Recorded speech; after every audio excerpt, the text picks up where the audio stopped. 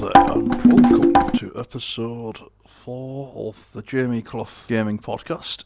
In this episode of the podcast, I'll just be discussing why I haven't been uploading regular videos this year and what my strategy is with YouTube and other products going into the future.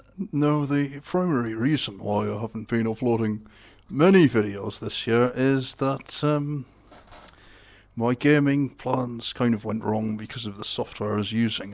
It all went wrong basically, and of course me not doing my regular content meant that there were going to be a lot less videos because that's just the nature of things. However, I did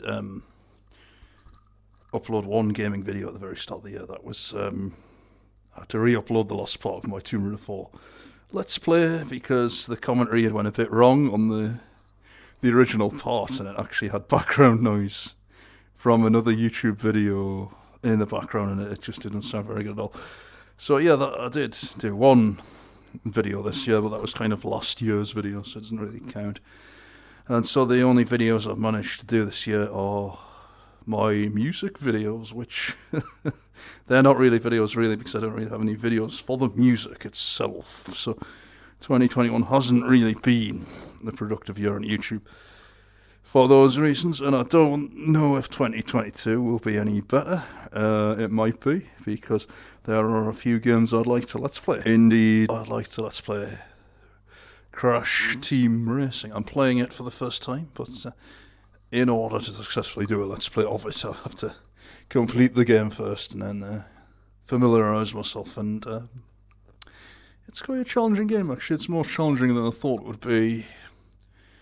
But then again, I didn't really know what to expect until I played it myself. I'd watched a few videos of it on YouTube, of course. But of course, things went wrong with OBS, the program I was planning to use in 2021, because I was planning to do a Let's Play of, well, Spyro 2, and I was planning to do Let's Play of the Reignited version. I got myself all hyped up in the first month of the year, saying, "Oh, I'm going to do a Let's Play of the Reignited trilogy," and well, the second game of it at least, and it didn't happen.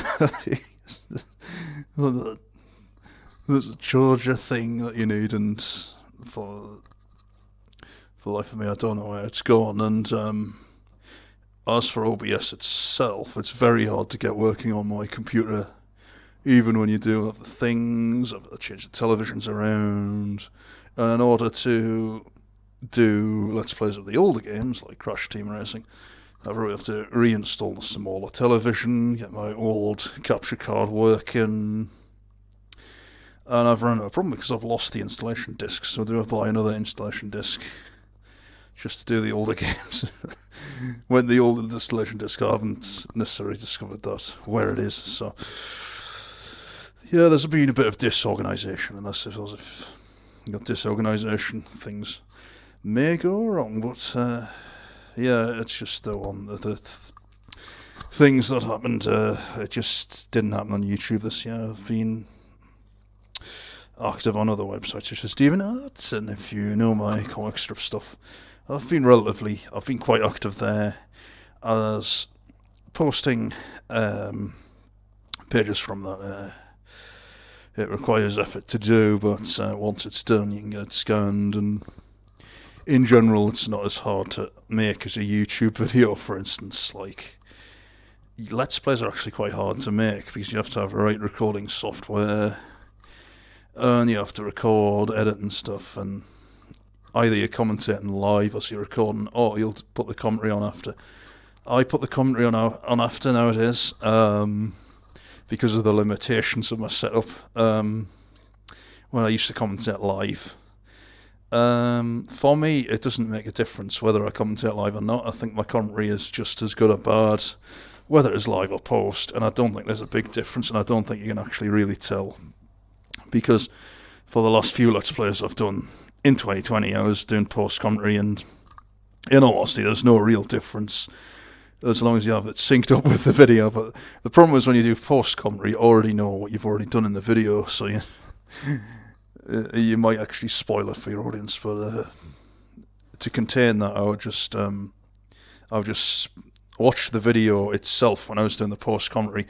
So I was commentating as if it was live. Therefore, it sounded like I was doing live commentary because, in essence, I was sort of doing live commentary just after the event.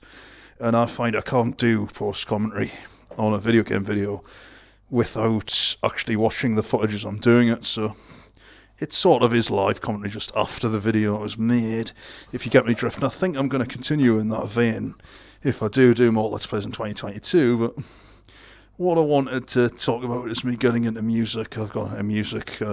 I've been making music of my own for about 6 years now.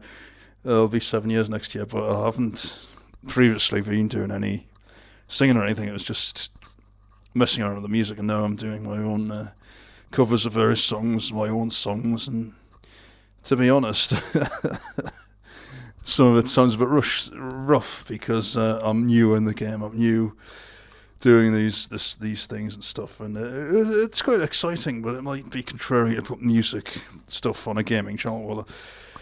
Well, I find that this channel is for everything I do. So if I want to do something that's not gaming related, it'll still go on, and it'll still have, albeit a very limited audience when you've only got a few subscribers. So.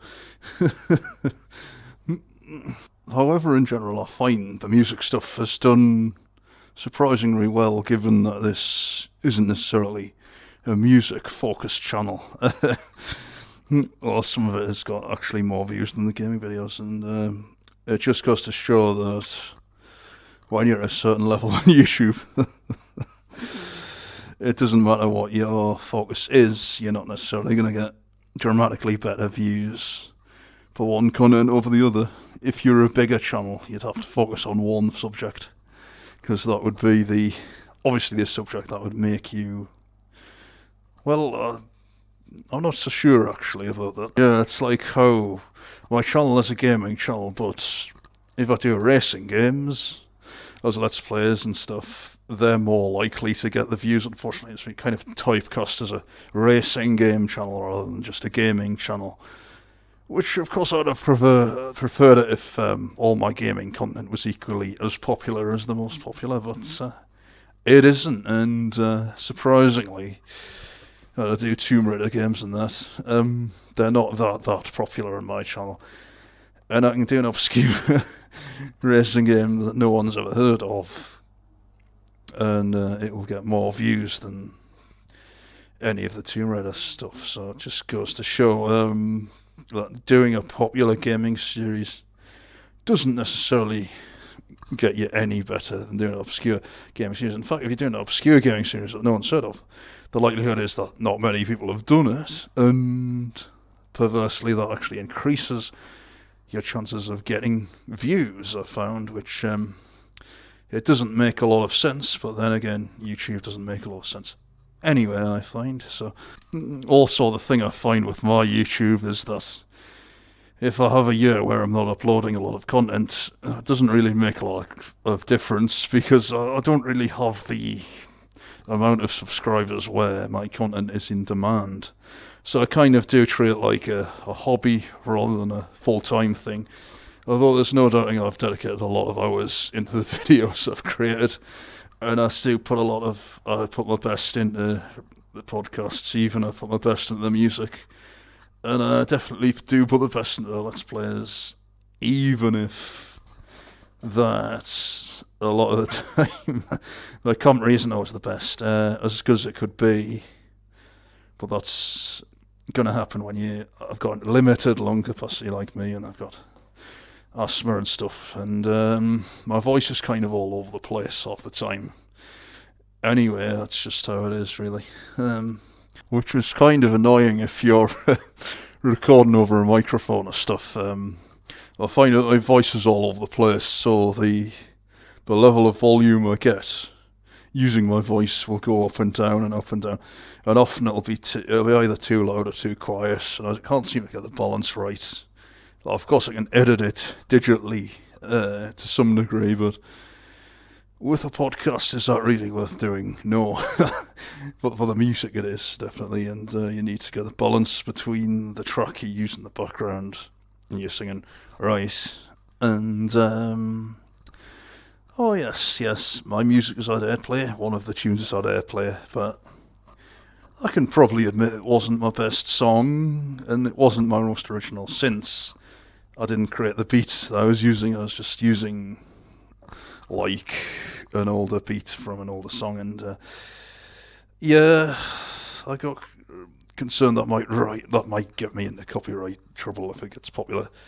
But it's got a few thousand views, and perhaps you could say that because I got the airplay, it's got the views, or people could be suspicious, but I generally do think that people do listen to the station, that I actually paid some money for them to get 3 airplays, and it seems to have done wonders for the songs. Viewing figures on SoundCloud at least, so I think I could use the service again and get my other tunes promoted and stuff like that. So I think that's something I'll do. Yeah, I do think that, yes. So there's no rush to actually get back into gaming. That said, I'd like to get back into it, but it'll probably be obviously next year, because it's December and everything shuts down for Christmas, holidays, for New Year's holidays. Oh, I can't stand it. Because you love it when you're a kid, but then you grow up and you get as old as I am, in my 30s now, I'm just thinking it's the same thing every single year, and it's quite depressing, and I understand why a lot of people do top themselves at this time of year. But yes, in general, this was just an update to say why I've been away exploring my direction, because I hadn't really explained it properly on YouTube itself. I've just been sporadically posting videos, and if anyone actually cares about my content, which I found that most of my subscribers don't even watch most of my videos, at all, so I'm having to get views outside of my subscriber window. I'm sure YouTube used to be completely different in terms of how you get views, but never mind. I like moaning about how YouTube has completely changed now, and you have to have 1,000 subscribers to even monetize any of your vids, but it's the nature of business. Businesses do change, and unfortunately now YouTube is too corporate, and you really do have to have a big channel to get any serious views or any consistent views at all, or you have to make you have to video that catches a certain pocket of audience, and yeah, that's what I've been struggling with, especially with the gaming content, to catch that audience. A few of my Let's Plays have done it, but most of them just have not, and I was shocked by how much my Let's Play of Silent Hill struggled, how much my Let's Play of Silent Hill 2 struggled. Eventually gaining a slightly better audience than it did initially, but I'll have to question why that didn't happen initially, and why it took a few years to take off a bit more. But in regards to a lot of the Let's Plays of Silent Hill you see out there, mine still it can't even compete on a view basis. But in terms of the competitive nature of things, I'd like to think my commentary was okay. I'm not saying I'm the best to have ever done it because of the nature of what my voice sounds like. I can probably come across as a bit I don't know, a bit flat maybe, a bit unenthusiastic, a bit depressed sounding.